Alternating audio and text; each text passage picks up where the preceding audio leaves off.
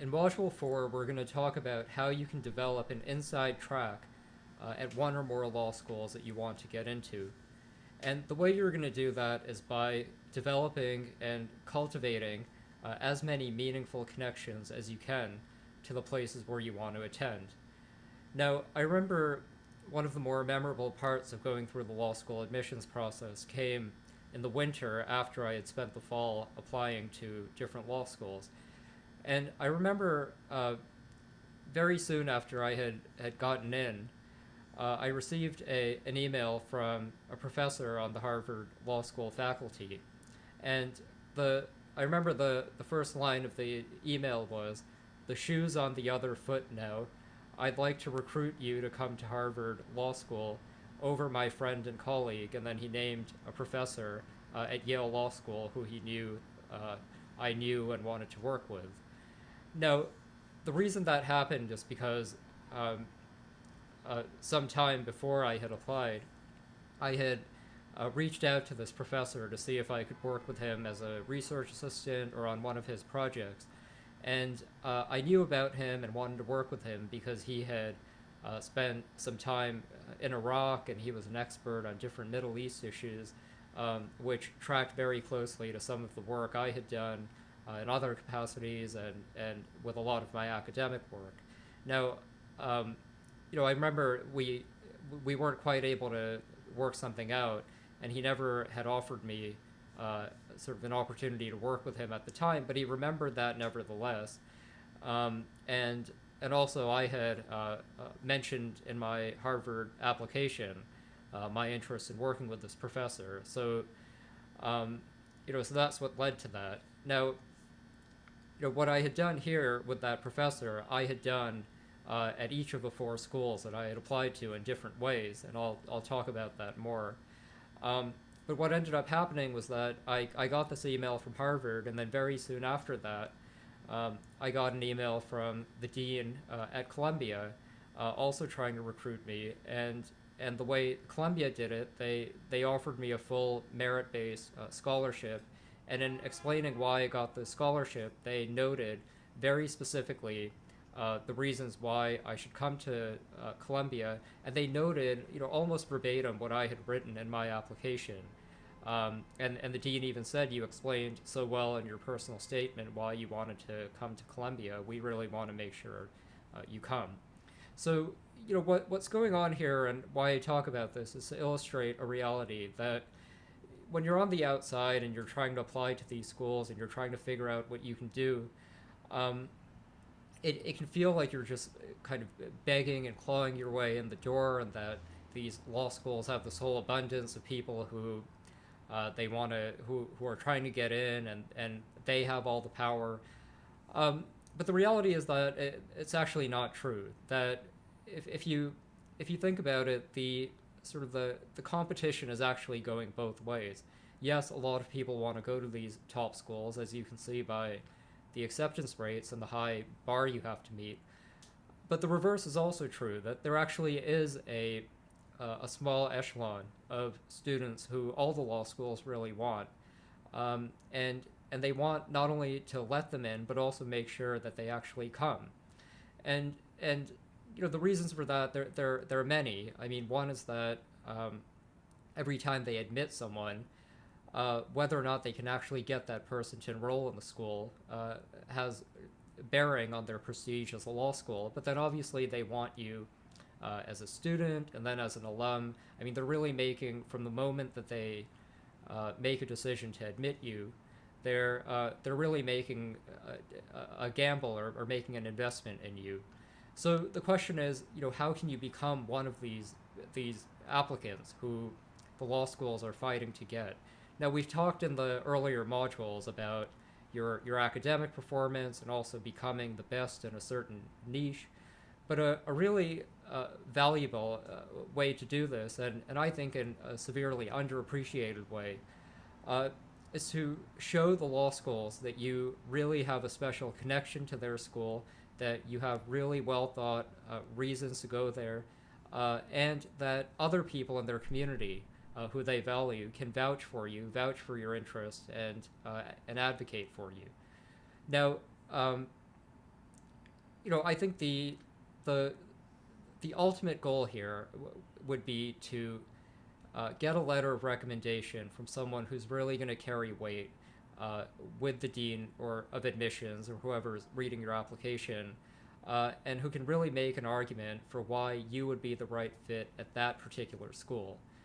And so what I want you to do is, before you start to think about the tactical things, this is a time before you start to plot out strategies for how to get an inside track at different schools, is to start to make hard decisions on where you want to focus. So in module one, you already have your top school.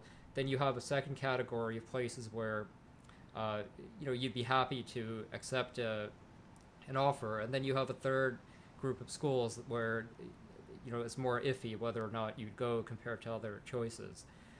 And then in module two, you went through all the things you already sort of thought through and made a list of all the things you can do to really bolster your academic profile.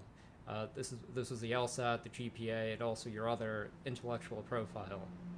And then in the third module, you thought about how to really become the best in some niche, either by competing in a hierarchical competition or by creating your own area. And what each of these three modules should have, the question it should have prompted, the dilemma it should have underscored to you, is that there's a lot that has to be done here, and you have to do it with a limited amount of time, a limited amount of resources, and a limited amount of willpower. So, one of the things that you need to begin to think about here is that, how much are you willing to put into having a 4.0 GPA and a 180 LSAT and an amazing intellectual profile and also other activities. And what are you willing to put in, first of all, and then what are you sort of realistically capable of achieving? And this will be important because as you begin to develop a sense of what your LSAT score is going to be, what your GPA is going to be, and then what the broader aspects of your academic and intellectual and extracurricular activities looks like, you're going to begin to get a sense of roughly how competitive you are at each of your schools. And as you figure out how competitive you'll be, you'll have to gauge with some degree of, you'll have to make a guess of what your likelihood of getting in is as things stand. Now, this is important because the reality is that as you start to think about a strategy for getting an inside track at some of these different schools, the reality is that there may be limits on how much you can really do this, and how much of a connection you can develop to any one particular school. And even if you are successful at creating opportunities and inroads at a lot of different schools, you're realistically really only going to be able to invest in one or two of these opportunities. So you have to begin to think strategically about where you really want to put your chips, to use a gambling example. Where do you really want to go all in? Now, I mean, let's say that your top choice is Harvard or Yale, but your numbers are sort of below where they should be. Now, you absolutely can bolster your chances of getting into these schools by really forging strong connections to these places.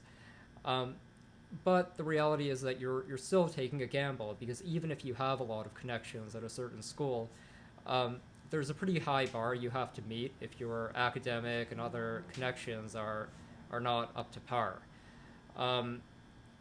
But if your scores are kind of within the range of a certain school, but you're still looking at your chance of getting in are iffy, but you do really develop a lot of ties and connections to that school, that absolutely will be enough to make your odds go from, say, 40 or 50% to upwards of 80, 90% and higher. Now, so what I want you to do is sort of stop right here, and now that you've heard this, take a look again at your law school list, take a look at your academic profile, and then take a look at your the niche that you're competing in. and do some research on each of these different schools, and try to figure out with just make an estimate of what you think the likelihood is that you'll get into each of these different schools. Um, okay, so now that you've done that, you should have some sense of what your odds are, what your likelihood is of getting in.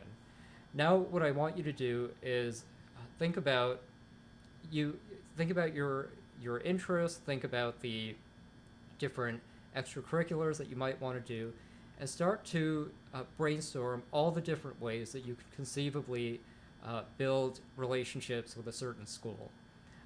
So I'll give you, I know this sounds vague, so I'll give you some concrete ideas. Um, One thing that I know, well, let me first of all take an extreme example, which will be someone from, actually, who was in my law school class. So this guy, he went to Yale as an undergrad. He was married to another Yale classmate. Throughout his time at Yale, he was very involved with the school in a number of different capacities. After graduating from Yale, he worked for a number of high-profile Yale alumni in a variety of different areas. Then he ended up getting a job at Yale in the administration.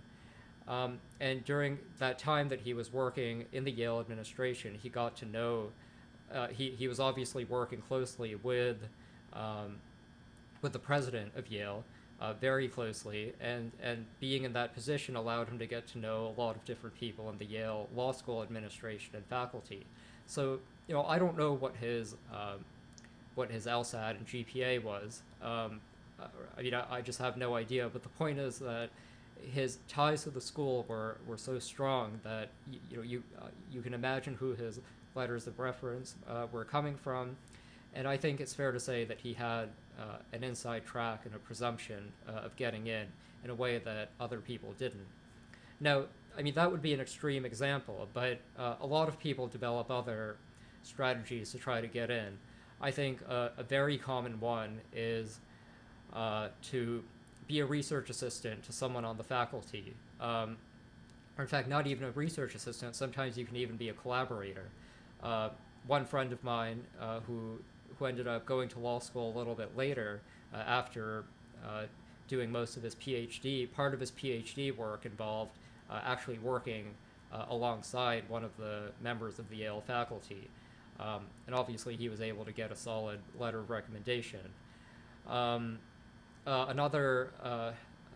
friend of mine, while she was an undergrad at Harvard, actually interned with the Harvard Law Review, and so obviously it wasn't hard for her to make a case that she had something to contribute to Harvard, and the admissions committee could sort of admit her with the knowledge that she was probably the kind of person who was interested in being on Harvard Law Review. Now, another way to do this would be to think about, even if you're not at the law school per se, think about the broader university. Think about different programs, different initiatives, different ventures, different unique programs that they have, and think about how you might be able to get involved with them. There are a lot of ways you could do this. You could do it by forging a collaboration or connection somehow with the school or with other student leaders there. The other way you might do it is by taking on or initiating or becoming part of some project within the vicinity of the school. So, for example, if you want to go to Stanford, maybe you can take on some kind of a project in the Palo Alto area that other Stanford Law School students are involved with. Another really great way to do this would be to link up and connect with alumni from that school. And obviously a letter of reference coming from an alum of the school, especially one who's either prominent and well-known or just very involved with the school, maybe in the alumni association or whatever, could have a lot of benefits. One strategy that I think is worth throwing out there, and a lot of people do this, is you can, if you're an undergrad, you can actually transfer there and finish out your third and fourth years of college at that school, which will obviously put you in proximity to the school. Another way to do this might be that if you want to go to the law school there, but you may not have quite the qualifications, maybe you can enroll in a graduate program there and do that for a year or two, and then use the time in graduate school to get to know the law school. There are a lot of decisions here that you have to weigh, and obviously, as you're beginning to sense, you have to start to make a decision about how much you really care about this. So what I want you to do is, I guess the takeaway point here, though, is that if this seems overwhelming, it doesn't have to be.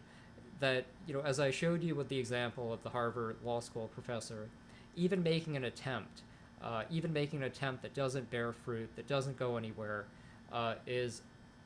can very much pay dividends. And so what I want you to do is begin to brainstorm, just come up with a lot of different ideas on how, first of all, where you want to focus your attention, and then how you might start to build inroads with these schools.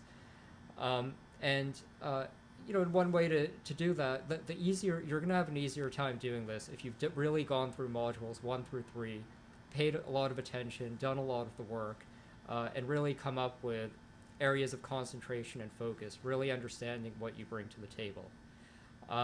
So think about that, pick 1 or 2 schools that you want to focus on, come up with some ideas on how you can build inroads, and then make a decision. Which ones do you really want to double down and focus on, and put a lot of effort into this.